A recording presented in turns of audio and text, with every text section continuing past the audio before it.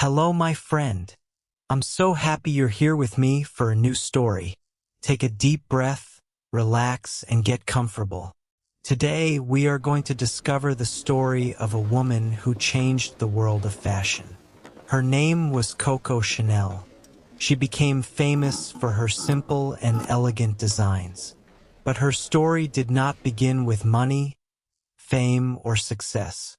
It began with a poor family, a difficult childhood, and a little girl who had to learn how to survive.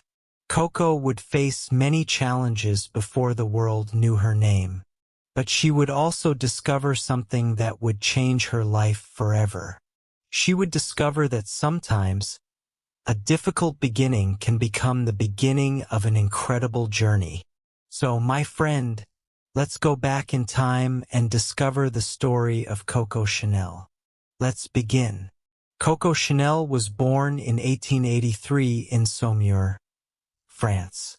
Her real name was Gabrielle Chanel. She was born into a poor family.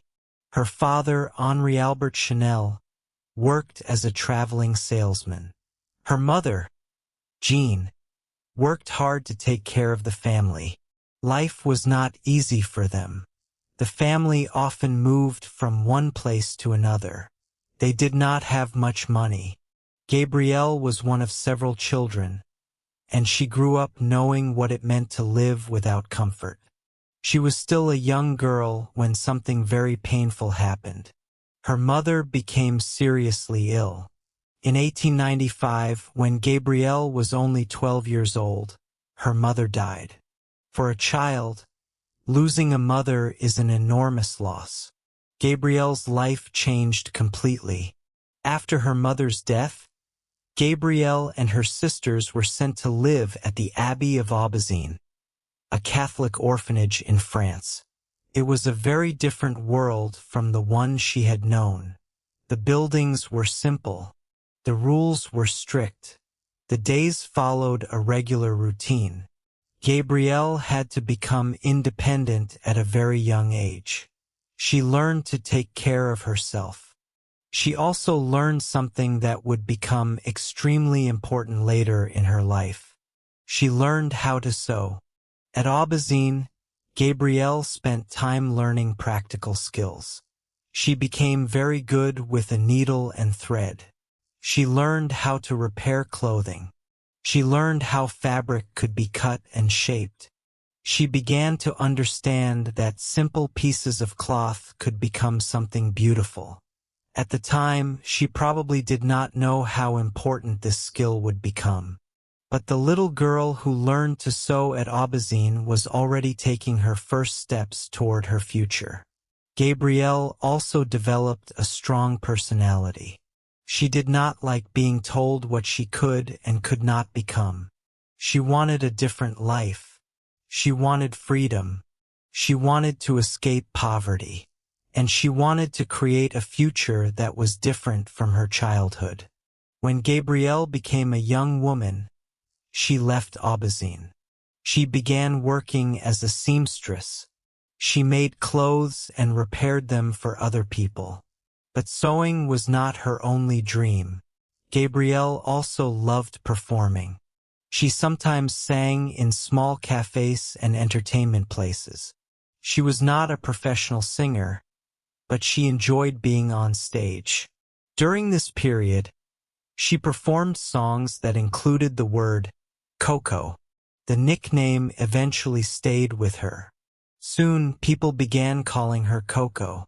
But Coco's life was about to change again. She met wealthy and influential people who introduced her to a completely different world. For the first time, she saw how wealthy people lived. She saw beautiful clothes. She saw elegant homes.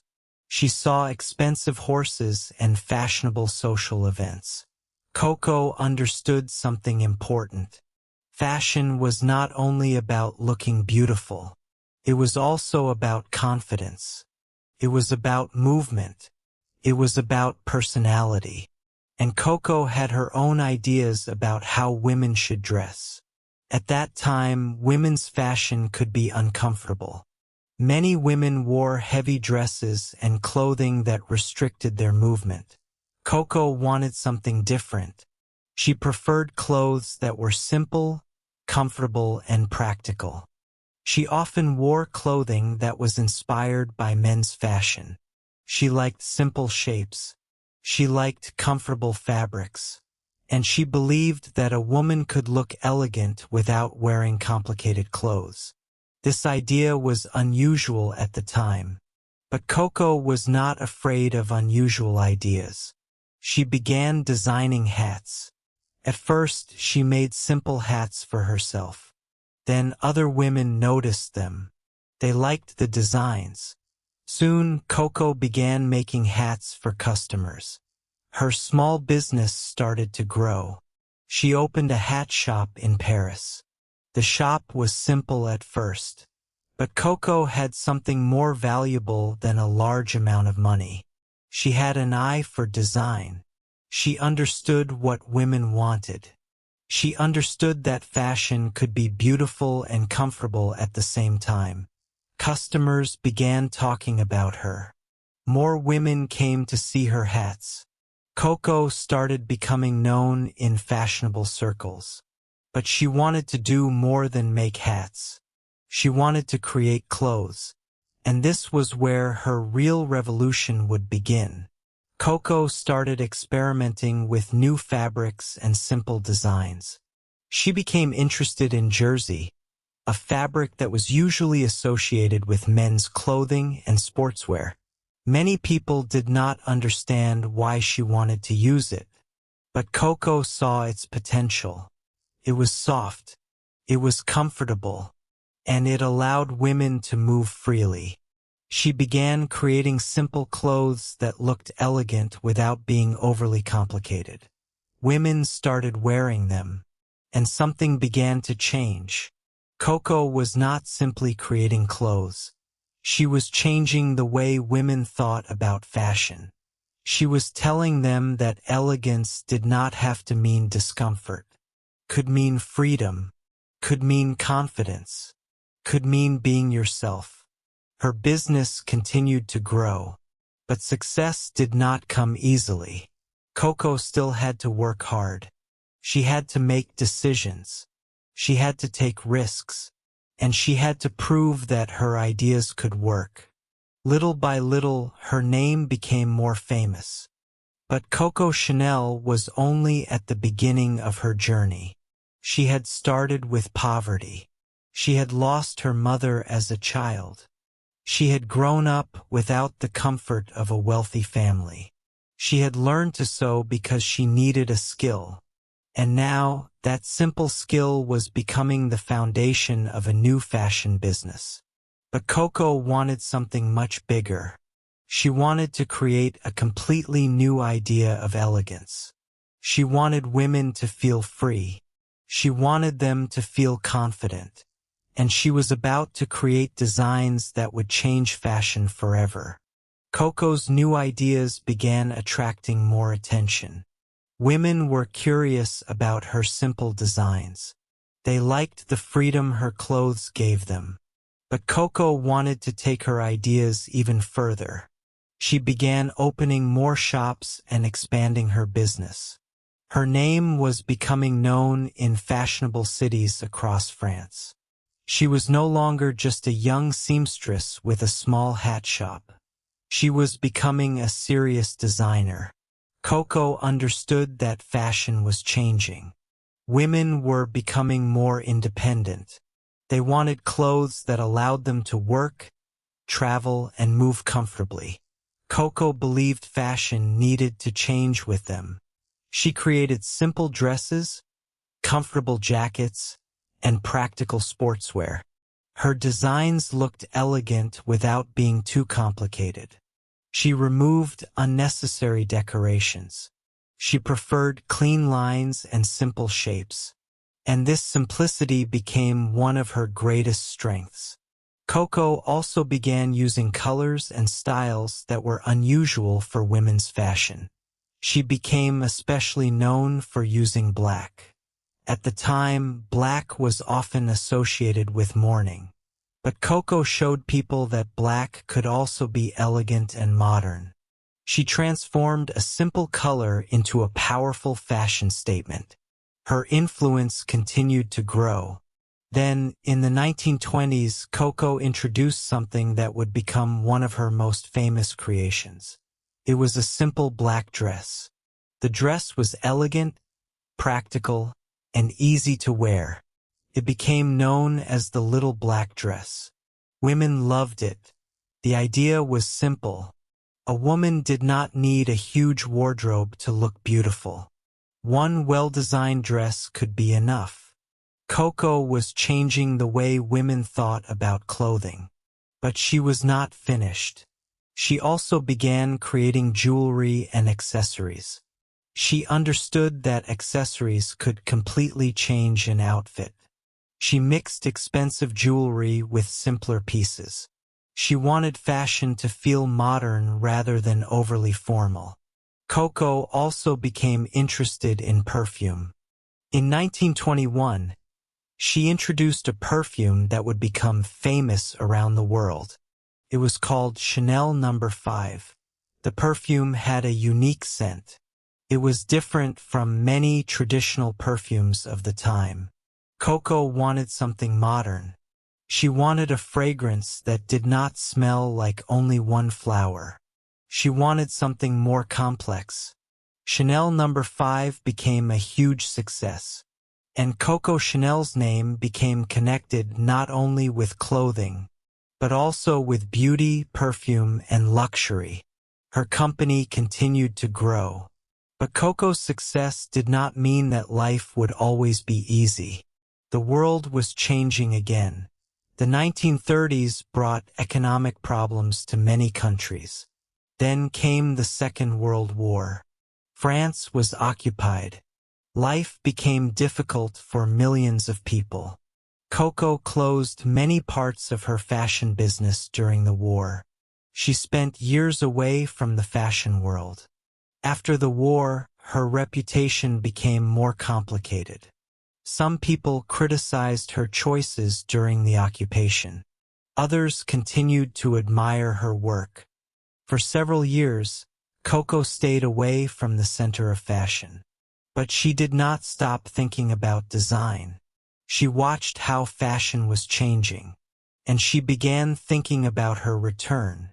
In 1954, Coco Chanel returned to fashion. She was already 71 years old. Many people believed that she was too old to become important again. But Coco did not agree. She opened her fashion house again. She returned with new designs. One of her most famous ideas was the Chanel suit. It was simple, elegant, and comfortable. It gave women a new kind of confidence. The suit could be worn in many situations. It was fashionable without being uncomfortable. Once again, Coco showed that age did not have to stop creativity. Her designs became popular again. Women around the world began wearing Chanel clothing. Her name became a symbol of modern elegance. Coco continued working for the rest of her life.